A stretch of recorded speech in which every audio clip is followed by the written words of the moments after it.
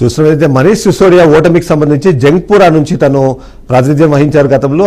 అదే స్థానం నుంచి పోటీ చేశారు. అయితే ఈసారి మాత్రం ఓటమి అన్నది అతనికి అనివార్యమైపోయింది. 636 స్వల్ప ఓట్ల తేడాతో ఓడిపోయినా సరే ఓటమి అన్నది ఓటమి. అయితే మనీష్ సిసోడియా మొదటి నుంచి కూడా అరవింద్ కేజ్రీవాల్కు రైట్ హ్యాండ్గా ఉన్నారు. అదే సందర్భంలోనే లిక్కర్ స్కామ్లో కూడా తను ప్రధాన నిందితుగా ఉన్న నేపథ్యంలో ఆయన ఓటమి అనేది ఖచ్చితంగా ఢిల్లీ ప్రజల ఆలోచన విధానాన్ని చూపిస్తుంది. అందులో ముఖ్యంగా చూస్తే మాత్రం ఎవరు నాయకులు ఉన్న దానికన్నా అక్కడ అవినీతి రహిత పాలన అనేది ఖచ్చితంగా వాళ్ళ ప్రియారిటీగా కనిపిస్తుంది. అందులో భాగంగానే ఆమ్ ఆద్మీ పార్టీ రెండు పర్యాయాలు అధికారాన్ని పూర్తి స్థాయిలో చేపట్టిన తర్వాత కూడా ఆ అవినీతి మరక అన్నది ఇవాళ ఖచ్చితంగా వాళ్ళకు నష్టాన్ని చేసింది. అందులో భాగంగానే వాళ్ళ ఓటమి పాలైన పరిస్థితి మనకు కనిపిస్తుంది.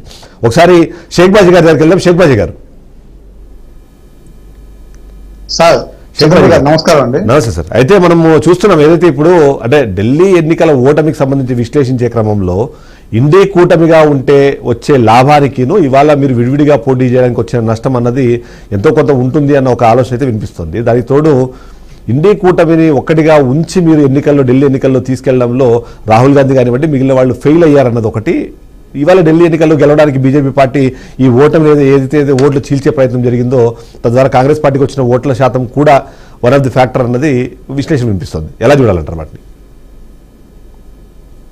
ఖచ్చితంగా అది వాస్తవమైన పాయింట్ అండి. ఎందుకంటే ఇప్పుడు ఇండియా కూటమి ఎన్డీఏ కూటమి రెండు కూటములు చూసుకుంటే మోడీ గారి నాయకత్వంలోని ఎన్డీఏ కూటమిలో ఉన్నటువంటి పార్టీలు కానివ్వండి, ఆ పార్టీల నేతలు ముఖ్య నేతలు కానివ్వండి, అందరూ కూడా ఢిల్లీలో అఖండ విజయం కోసం పూర్తి స్థాయిలో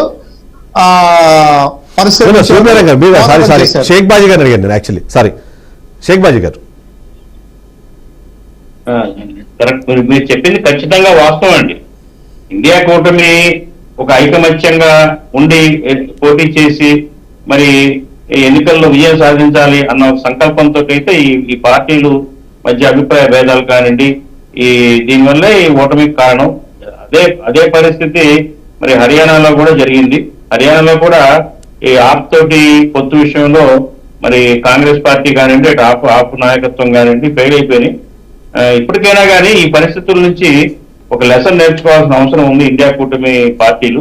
కారణం ఏంటంటే ఇక్కడ బీజేపీ లాంటి ఒక బలమైన పార్టీని ఎదుర్కొని గెలవాలి అన్న పరిస్థితి ఉంది అంటే ఖచ్చితంగా వీళ్ళు అంచనాలు వేయటంలో కానివ్వండి, ప్రజల యొక్క నాడిని పట్టుకోవడంలో కానివ్వండి, అట్లాగే ఈ మధ్య చిన్న చిన్న అభిప్రాయ భేదాలు పార్టీల మధ్య ఉన్నప్పటికీ కూడా వాటిని సరిదిద్దుకొని ఒక ఐకమత్యంగా మరి ఇండియా కూటమి పెట్టుకున్నప్పుడు ఆ ఇండియా బ్లాక్ ని బిగ్ బ్రేకింగ్ న్యూస్ ఇస్తాను. బిగ్ బ్రేకింగ్ న్యూస్ ప్రకారం ఢిల్లీ అసెంబ్లీ స్థానం నుంచి కేజ్రీవాల్ కూడా ఓటమి పాలయ్యారు. అది మన బిగ్ బ్రేకింగ్. కేజ్రీవాల్ కూడా ఓటమి పాలయ్యారు. మనీష్ సిసోడియా గురించి ఇప్పటివరకు మాట్లాడుకున్నాం మనము. ఇప్పుడు అరవింద్ కేజ్రీవాల్ కూడా ఢిల్లీ స్థానం నుంచి ఓడిపోయినట్టుగా మనకు సమాచారం అందుతుంది. ఈ ప్రకారం చూస్తే ఆమ్ ఆద్మీ పార్టీ గెలిచి 22 సీట్లలో ఆల్రెడీ ఒక ఇంపార్టెంట్ సీట్ ఏదైతే ఉందో అరవింద్ కేజ్రీవాల్ తను 3 పర్యాయాలు సీఎంగా ఉన్నారు. అంతేకాకుండా ఆమ్ ఆద్మీ పార్టీ అధినేతగా ఉన్న అరవింద్ కేజ్రీవాల్ కూడా ఇప్పుడు ఓటమి పాలైన పరిస్థితి మనకు కనిపిస్తుంది. ఎస్ షేక్ బాజ్ గారు కంటిన్యూ ప్లీజ్.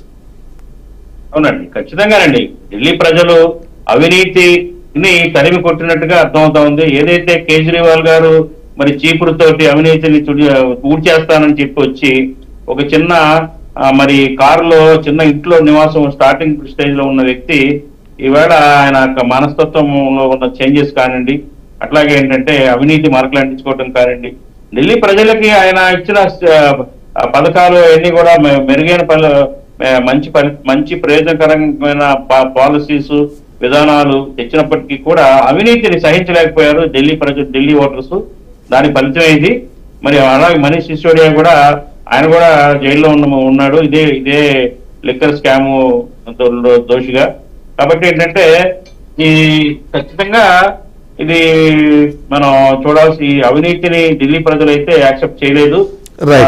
ఇప్పటికైనా కానీ ఏంటంటే ఇప్పటికైనా ఆ పార్టీ మరి నేతలు మరి సరిదిద్దుకోవాల్సిన అవసరం ఎంతైనా ఉంది.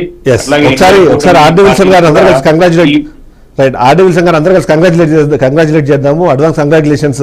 ఎందుకంటే అంటే మొదటి నుంచి ఢిల్లీని